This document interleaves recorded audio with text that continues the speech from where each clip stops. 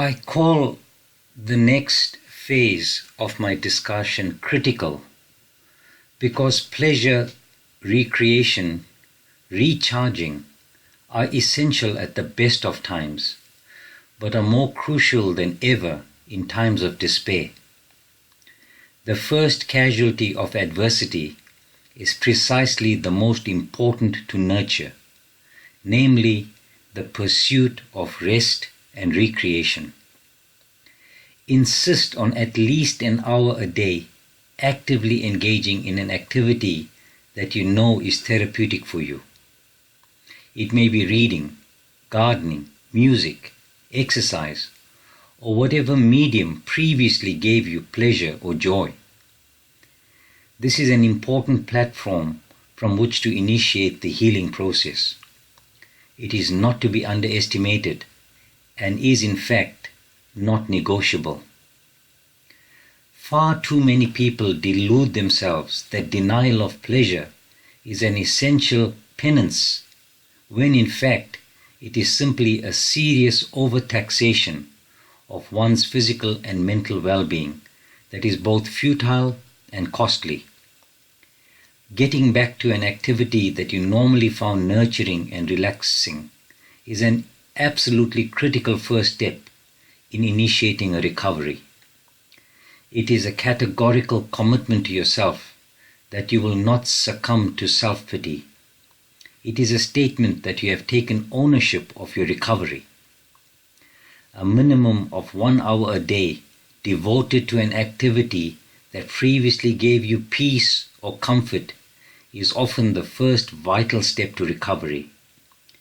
It is often the hardest step to take, but the first affirmation that you have determined to stop wallowing in self-pity and will eventually overcome your trial.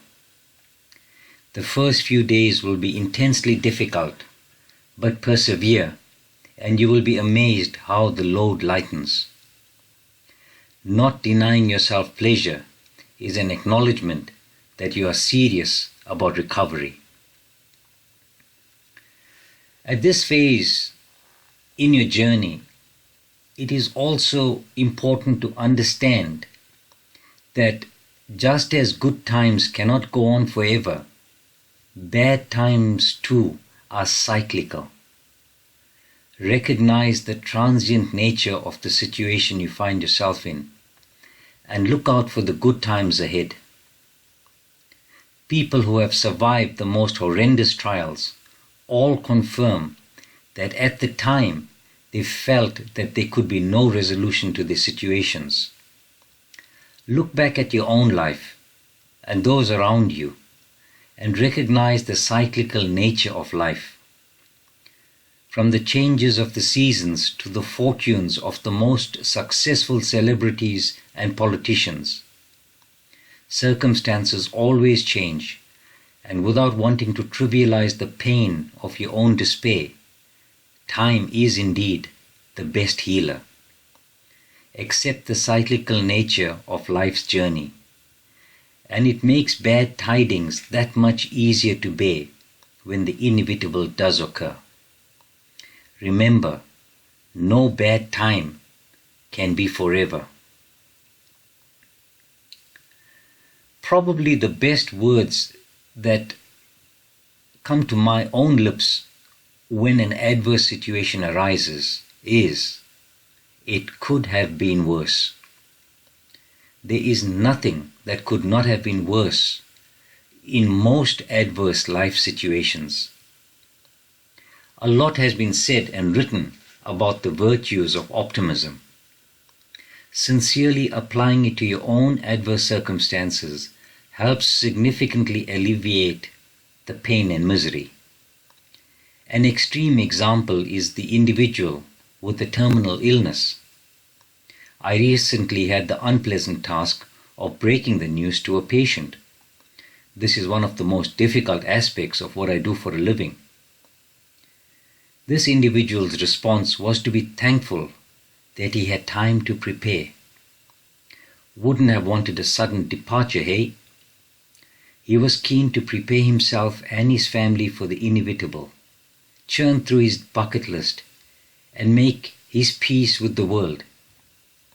Yes, he was in considerable pain and misery at the thought of his impending demise, but his determination to seek some positivity in such a dire situation sustained him so much more effectively than others who elected to nosedive when challenged.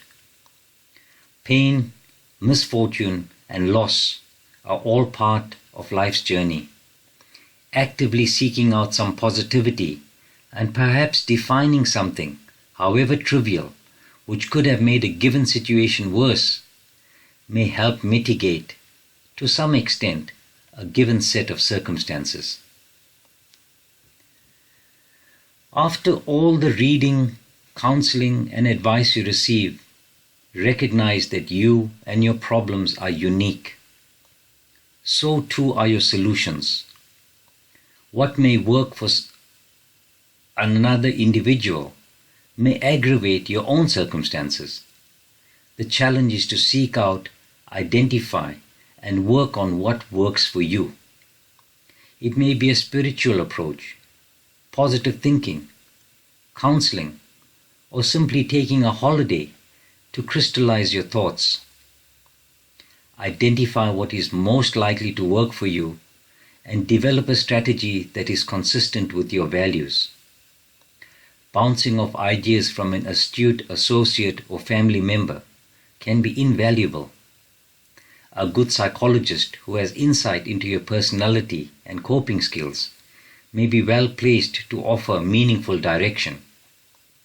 Admittedly, the best time to ponder these intangibles is when things are going good.